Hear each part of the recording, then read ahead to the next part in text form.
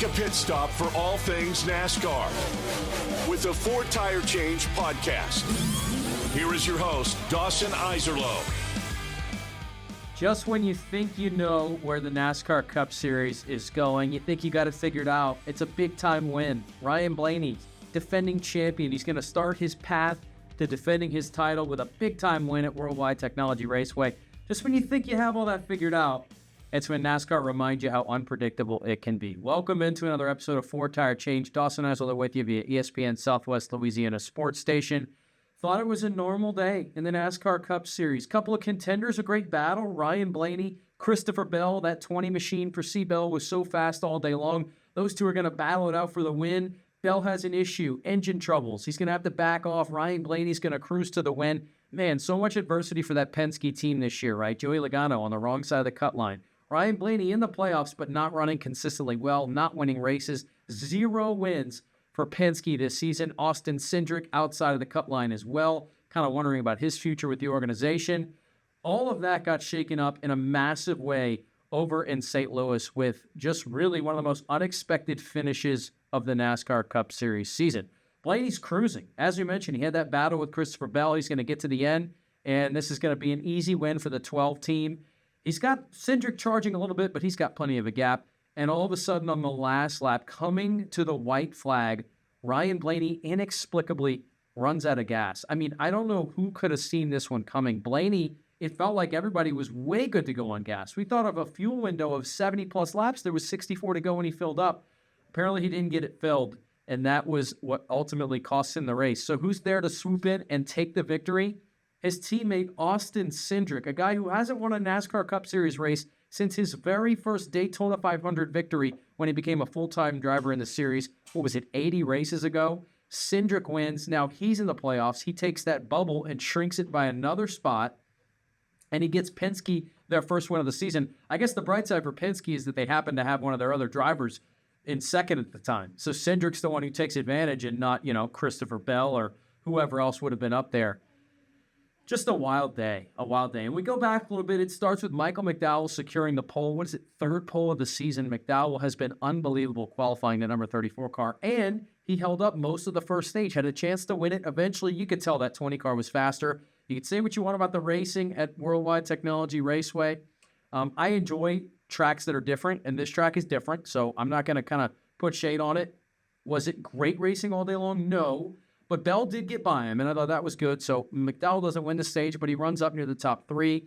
Christopher Bell ends up winning it, and you feel pretty good about his chances for the rest of the day, right?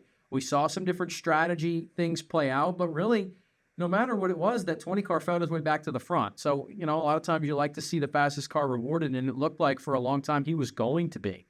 But that, of course, leads us to our final stage there where we talked about him and Ryan Blaney battling and something going wrong with the engine there. Bell didn't really have any answers when he was interviewed post-race about it. He didn't quite know what it was, just knew something went wrong.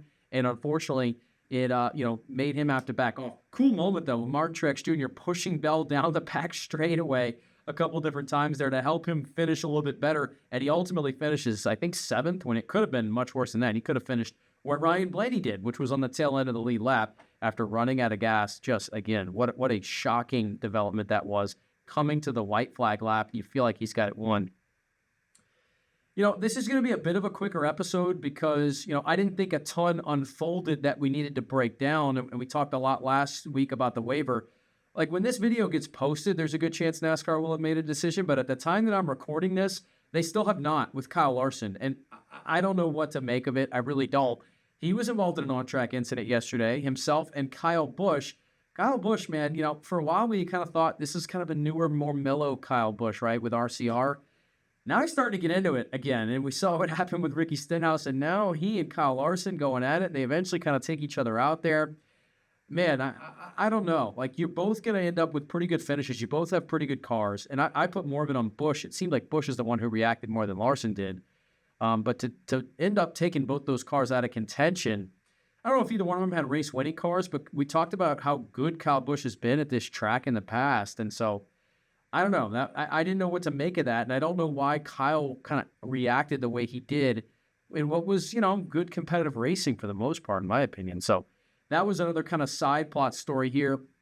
Stewart-Haas, of course, is officially shutting down. That was other news this week. One of those charters going to front row. They're going to have 3 cars, and yet they're still losing Michael McDowell, which, man, it just feels like there had to be a way that you could have kept that guy as the pilot of the number 34 machine. He's been so consistent and solid. And again, has another one here, almost with a great late fuel mileage strategy, didn't end up having enough, so he dropped back and finished towards the back of that lead lap, or a lap down, I should say. So that was unfortunate for the 34 team, who, again, qualified great, ran up front in the first stage. But all in all, just kind of a lot to uncover and a lot to figure out as far as silly season in the next 2 or 3 weeks and into the off season. Like the rest of the season, it's going to continue to play out. Where are those charters going? The rest of them, we know one's going to front row, and who's going to fill those rides? And you figure those Stewart-Haas drivers, especially Noah Gragson, Chase Briscoe, and Josh Berry, are going to be up for those rides. I don't know if Ryan Preece is going to be a hot one of the hot drivers in the conversation to get one of them, but he's still out there as well.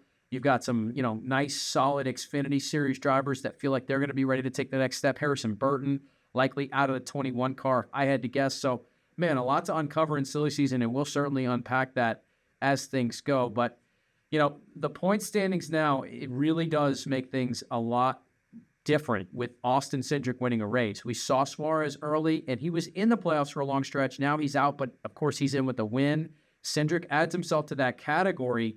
So if you're the Joey Logano's of the world, the Kyle Busches of the world, heck, the Ryan Blaney's of the world, sitting on that bubble right now with the cut line, you're not feeling good about yourself. Like, you're really, really not. And, by the way, where do we go this week? How about Sonoma? How about wine country over on the West Coast?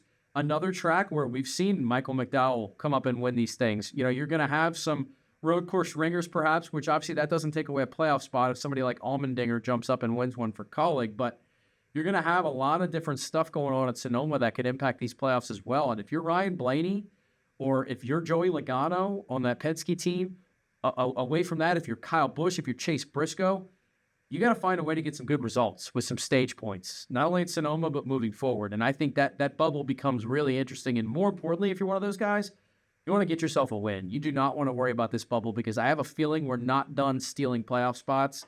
And, it might begin this weekend with Sonoma. Race pick for Sonoma, man, it'll be interesting. We know SVG, Shane Van Gisbergen, who just won the Xfinity Series at Portland, by the way, outdueling Justin Allgaier there. A couple of late restarts. Tough break for Justin Allgaier, by the way. Felt like he had that race won a couple of times, but eventually SVG, who's so good at these tracks, finds a way. He's going to be in the mix. I give him a strong opportunity, a strong possibility, but a place like Sonoma, man, let's see Chase Elliott do something, right? We've seen him on the road courses before, but he's been so inconsistent, at least at having race-winning cars. He's been getting good finishes.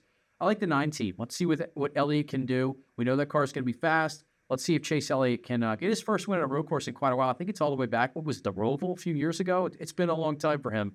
So I'll take the 9 car, and we'll see what happens. Does another playoff spot get stolen? That's going to be the big storyline for me as we go to Sonoma and as we go down the stretch in this season. Last race on Fox Sports, I believe. It'll be over to NBC the rest of the way, starting with, I think, Iowa the week after. So that should be fun. Continue to leave comments. Guys, we've been appreciating the support on these. Go ahead and leave us a comment, like, and subscribe, and continue us with the movement here. This is the 4 Tire Change Podcast, signing out for now.